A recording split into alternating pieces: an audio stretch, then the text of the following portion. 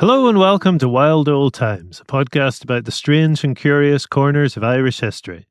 My name is Ciaran Conliffe, and this week we'll be discussing some of Ireland's more eccentric characters down the years. On the 12th of January 1981, a man died in Drumcondra at the age of 74. His name was Thomas Dudley, but he was better known to the people of Dublin as Bang Bang. Thomas was born in 1906, the son of a chimney sweep. His father died when he was only 7 years old, and he wound up being raised in an orphanage. As a young man, he was very fond of cowboy films, and this was how he developed the eccentricity he became known for.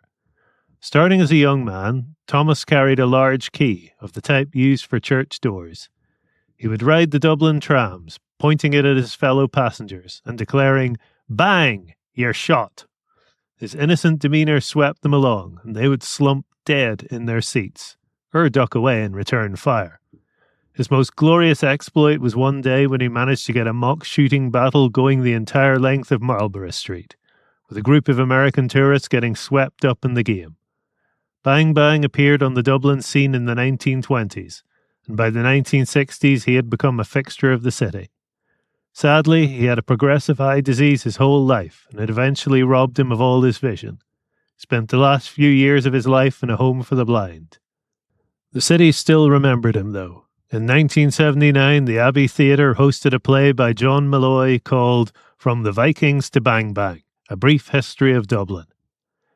Thomas Dudley died in 1981, but his legend has lived on, with several songs and plays invoking him as a symbol of Dublin's character. In some other countries, Bang Bang Dudley might have been locked up, but to Dubliners he was just a wild character altogether, and a glorious example of the long line of Irish eccentrics.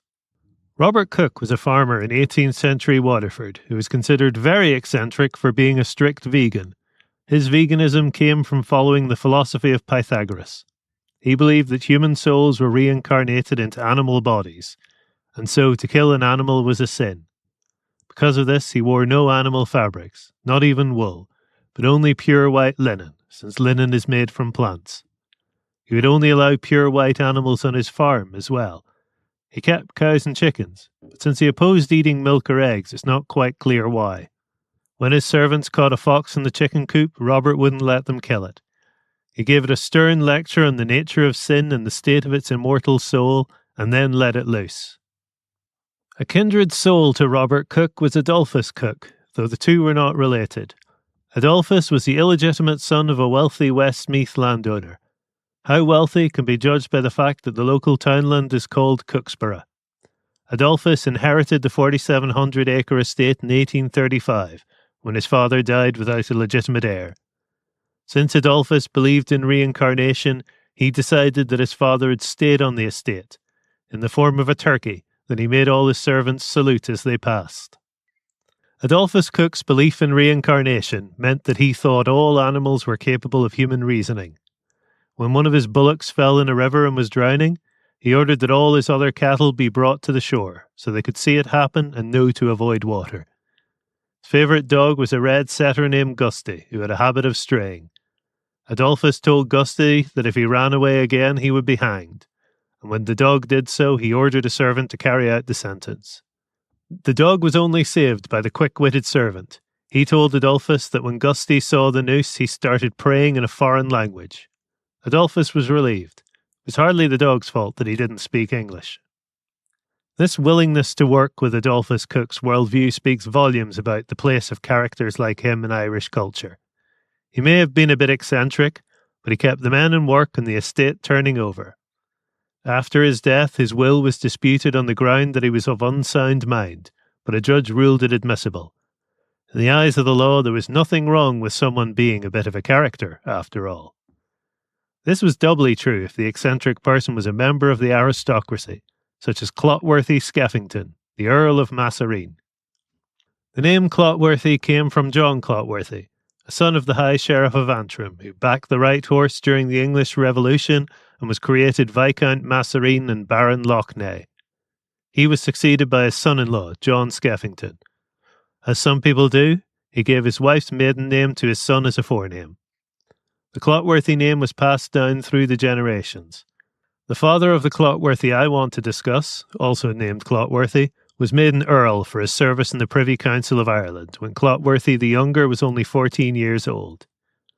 A year later, Clotworthy Sr. died, and Clotworthy Jr. became the second Earl of Masserene. Masserene is a small district on the shores of Lough Neagh, just outside Antrim town. Here, in stately Antrim Castle, young Clotworthy grew up. He fell off a horse in his youth and broke his collarbone, and it never properly healed. This had a permanent effect on his posture, and left him with a habit of crossing his arms and grasping his shoulders when he was distracted. His later eccentric behaviour was sometimes explained by people assuming that he'd also hit his head in the fall. Young Clotworthy's inheritance was originally held in trust until he was 21. At that age, he was attending Corpus Christi College in Cambridge, but as soon as he had control of his income, he dropped out. He left his mother Anne, who he disliked, to run the family estates, while he lived as an aristocratic dandy among the capitals of Europe. It was a pleasantly unproductive lifestyle up until the late 1760s, when it all came unstuck in Paris over a scheme to import salt. At least, that's the most interesting version of how Clotworthy ran up his debts. Some histories claim his debts came from a fraudulent game of cards. The amount he wound up owing, around £30,000 in 18th century money, makes that unlikely. The more common story is that he was persuaded by a man named Vidari to invest in a scheme to import salt from the Barbary coast. This was an attempt to evade the royal tax on salt produced in France. Vidari was a swindler and soon vanished with all the invested money, leaving his partner Clotworthy responsible for the business's debts. He was imprisoned in 1769, although his long-suffering mother was willing to send the funds to have him released. However, there was one issue. In order to pay off the debt, Clotworthy first had to assume responsibility for it. But this he refused to do, claiming that he was a victim of fraud. It was a stand on principle that would see him spend 2 decades in French prisons. Of course, for those with Clotworthy's level of income, life in a French prison was not so harsh. After a failed escape attempt in 1770, where he bribed a guard who pocketed the money and then refused to help him, Clotworthy decided to simply stay in prison for the next 25 years. After that, by French law, his debts would be absolved. He reportedly spent £4,000 a year on ensuring he had the best lodging possible, and his Parisian friends and mistresses were more than happy to visit the prison and enjoy the cooking of his private chef. First, he was imprisoned in Fort l'Evêque, a debtor's prison. Centuries earlier, it had been the seat of the Bishop of Paris and the site where those accused of heresy were tortured into a confession. By the 1770s, it was mostly known as where they held those who were imprisoned without charge by royal decree. This was the hated legal system of the lettre de cachet. However, debtors such as Clotworthy were also imprisoned there. In 1780, Jacques Necker, France's finance minister, visited Fort l'Evêque and decided it was no longer up to standard, and so in August of that year it was closed. After a decade in residence, Clotworthy was transferred to La Force prison, along with the other residents. La Force seems to have been much less friendly than Fort l'Evêque for Clotworthy, due to the guards being much less corrupt. In a letter to Francis Osborne, the British Foreign Secretary and Marquess of Carmarthen, he described being imprisoned alone, quote, save for the vermin and a mouse which I taught to come for food. La Force did have one silver lining for Clotworthy, however, Marie-Anne Barcier, daughter of the governor of the prison and reportedly a great beauty. He courted her, and may have even secretly married her in a ceremony of dubious legality. She twice attempted to help him escape, but failed. Finally, on the 13th of July 1789, during the riots in Paris that would climax with the storming of the Bastille the next day, a mob broke into La Force and liberated the prisoners. Marianne would later claim credit for having inspired them to do this. Clotworthy first took refuge at the British Embassy, and then fled to Calais. He was almost detained at the border crossing, but he managed to make his way across the Channel to Dover. He was the first passenger to leave the ship when it made landfall, and fell to the ground, kissing it and proclaiming, God bless this land of liberty. On the 19th of August, he and Marianne were officially married at the Church of St. Peter upon Cornhill in the centre of London. They returned to Antrim briefly, but Clotworthy found his mother as irritating as ever, and the pair returned to London fairly quickly. However, their relationship soon soured. Marianne had a taste for extravagance that even Clotworthy disapproved of, while he himself may have wound up in debt once again over a failed business proposition. But the real cause of their relationship issues was Clotworthy's roving eye. He had taken a fancy to a 19-year-old servant girl named Elizabeth. He abandoned Marianne, giving her a pension of £300 a year. Marianne didn't get to enjoy it long. She suffered from angina, and she died of a heart attack in Blackheath in 1803, only 38 years old. Elizabeth did little to settle Clotworthy down. He became involved in more swindles and schemes, and wound up £9,000 in debt to a man named Whaley. This landed him back in a debtor's prison. He was only released after appealing for a loan to the Earl of Leitrim, husband of his elder sister Elizabeth. In return, he gave the Earl a mortgage on his estates in Antrim, though the Earl never executed it. By this time, Clotworthy was living with Elizabeth, on the promise that he would marry her once his wife was dead. It may have been part of the agreement between Clotworthy and his brother-in-law that led to him leaving London in 1797 and returning to Antrim Castle. It was in Masserine that Clotworthy's conduct, which had always been eccentric, became legendarily so. His experiences in France had left him convinced that a revolutionary war in the British Empire was inevitable. So one of his main pursuits was training a company of men as militia to resist this and protect him. However, all this training had to be done without weapons, as he could not secure any. Instead, his men would pantomime presenting arms and simulate firing a rifle by clapping their hands. He had them march in special drills which he formulated himself, and which he gave names like Serpentine and Eel in the Mud. Unsurprisingly, official permission to incorporate his company as militia never came. This was far from his only eccentricity. He was infamous for having dinners on the roof of his castle, which required having the furniture moved up on winches. When Elizabeth's dog died, he had 50 of the local dogs, wearing white scarves, serve as a guard of honour at the funeral.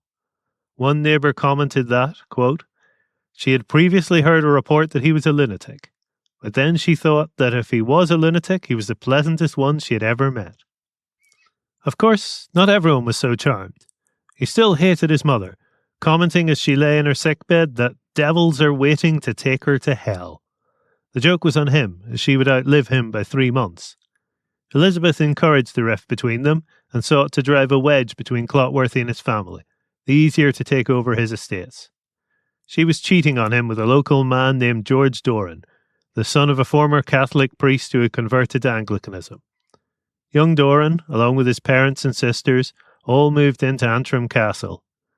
Clotworthy doesn't seem to have taken this amiss, as after Marianne's death in 1803, he, faithful to his promise, married Elizabeth. In February 1805, Clotworthy died, aged 63, and his will came as a shock to his family. Though his titles passed to his brother Henry, he had left his estates entirely to Elizabeth, giving his brothers and sisters a single guinea apiece. His mother, who passed away the following May, seems to have been neglected entirely. Naturally, his brothers challenged the will in court, on the grounds that Clotworthy had not been of sound mind. They had a great deal of evidence to back this up, of course, but they might have decided they would prefer not to have the stigma hanging over the family. Instead, they paid Elizabeth off to the tune of £15,000 and £800 a year for life, and the will was dismissed on the grounds of her undue influence. Elizabeth went on to marry George Doran and have a son named Patrick. Henry Skeffington died childless in 1811, and the title passed to the youngest Skeffington brother named Chichester. Chichester passed away in 1816. He had no sons, but he had a daughter named Harriet. She inherited the estates and the title of Viscountess Masserine and Baroness Loughney, but as a woman she could not inherit an earldom. So ended the Earls of Antrim Castle. So far we have only talked about eccentric Irish men, but there have been plenty of eccentric Irish women as well. There is only one woman's name among the list of High Kings of Ireland, Macha Mong Rua. According to early medieval historians, she ruled Ireland sometime between the 7th and 5th centuries BCE. Her father, A. Rua, had shared the throne with 2 of his cousins in rotation. When he died, she naturally thought that his claim descended to her.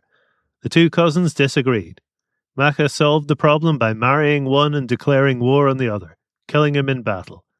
His 3 sons fled to plot rebellion, so Macha approached and seduced each of them in turn, while dressed as a leper. After imprisoning all three, she took them back to Ulster and set them to build a fort for her. From there she ruled, first with her elderly husband, and then on her own as the sole High King of Ireland. Nowadays she's remembered as one of the three sovereign goddesses of Ireland, but she's also the prototype of the eccentric Irish woman. Macha might have been a myth, but one very real eccentric was Mary Monckton Boyle, Countess of Cork from 1786 to 1840. Mary was a bluestocking, an educated woman, and her literary parties were very popular. Less popular was a quirk she developed in her old age, rampant and compulsive kleptomania.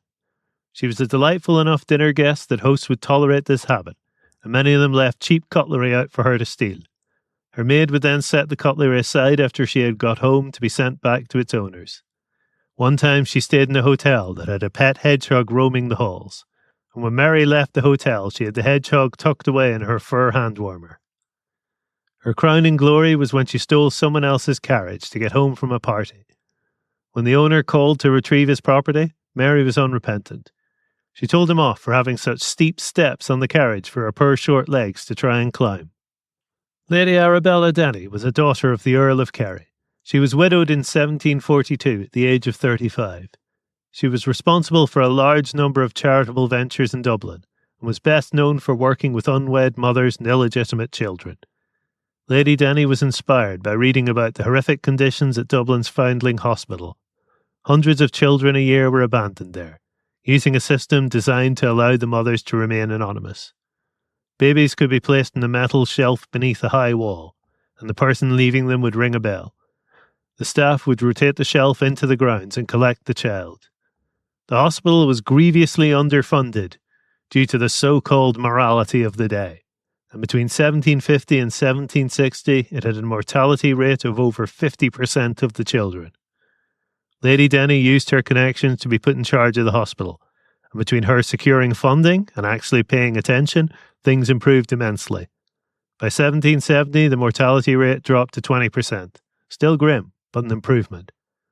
She also decided to give women an alternative to abandoning their children, and founded the Dublin Magdalen Asylum in 1765. This was a venture founded to help the women continue with their lives and escape the supposed scandal. They were given new names, training for jobs to support themselves, and money for a fresh start when they left. Heartbreakingly, the youngest resident of the asylum was only 12 years old. Lady Denny had one major eccentricity, an extreme fear of being buried alive. Her precautions against this included rules that she be left in her bed for 3 days after she died, and that her jugular veins would be cut open before she was buried. This might have been inspired by stories like that of Margery MacCall of Lurgan, who was buried alive during the height of the famine in the 18th century. Margery's life was saved by grave robbers, who cut into her finger while trying to steal her wedding ring and roused her from her catatonia. The confused Margery stumbled back home to surprise the husband who had buried her days earlier. They went on to have several more children before Margery died for real and was buried in the same grave, with her headstone reading, Margery MacCall, died once, buried twice. Lady Denny died once, in 1792. Sadly, her vision did not survive her death.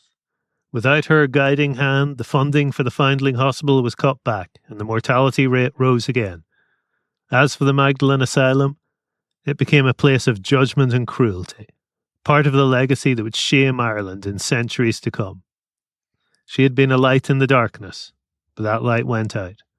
One person who recognised how much of a difference Lady Denny made was Peg Leeson, Dublin's most notorious madam, who closed her brothel for the day as a sign of respect. Peg was a character in her own right.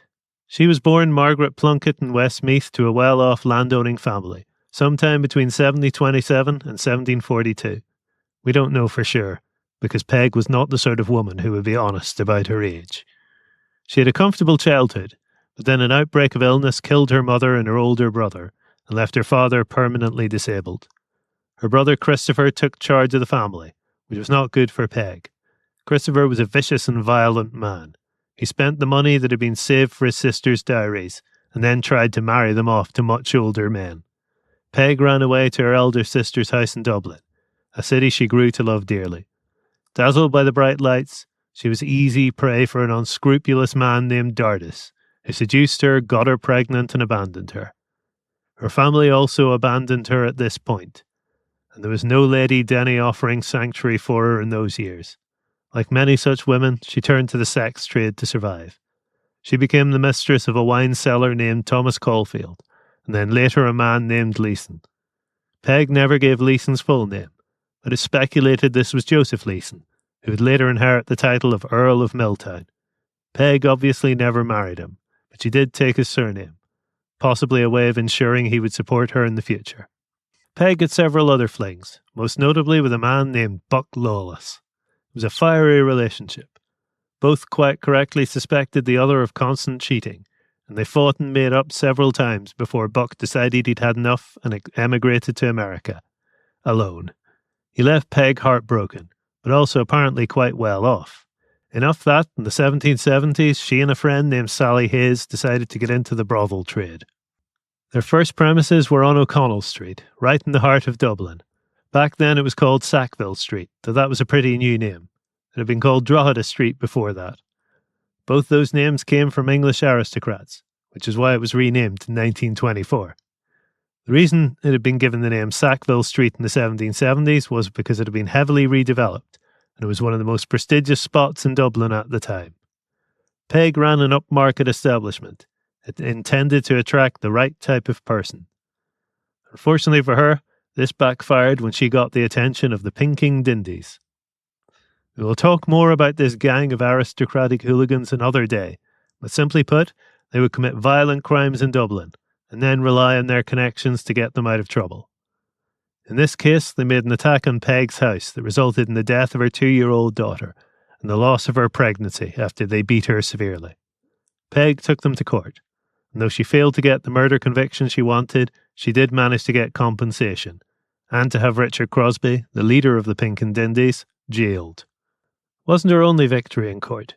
When an Italian violinist named Carnevali had her thrown out of his concert for being a sex worker, she sued him for refusing to honour the ticket that she'd bought, and won. Or at least, that's what she claims in her memoirs. She also claimed to have married the Honourable Barry Yelverton, second son of the Attorney General of Ireland. He would have been at least 20 years younger than her, and possibly over 30. Either way, his family paid her off to ensure the marriage was ruled invalid, and young Barry was set loose. This was only one of many scandalous stories in the memoirs, which sold very well as a result. The first volume was published in 1795, and she wrote 2 more before she died in 1797. These are just a few of the eccentric men and women over the centuries who helped to give Ireland its unique character. There are many more for us to speak about in the future, and I hope you'll join us when we do. This has been Wild Old Times, a podcast about the stranger corners of Ireland and Irish history. The opening theme is The Cat That Ate the Candle. The closing theme is The Parting Glass. Both were recorded by Gregory Mahan and are used under a Creative Commons license. You can find more of Greg's music at tinwhistler.com. Our logo is by Liffy Designs. Wild Old Times is recorded at Farset Labs in Belfast. If you enjoyed the podcast, give it a review wherever you find it. It really does help the show. And if you really enjoyed it, tell your friends. Either way, I hope to see you again for another wild old time from Irish history.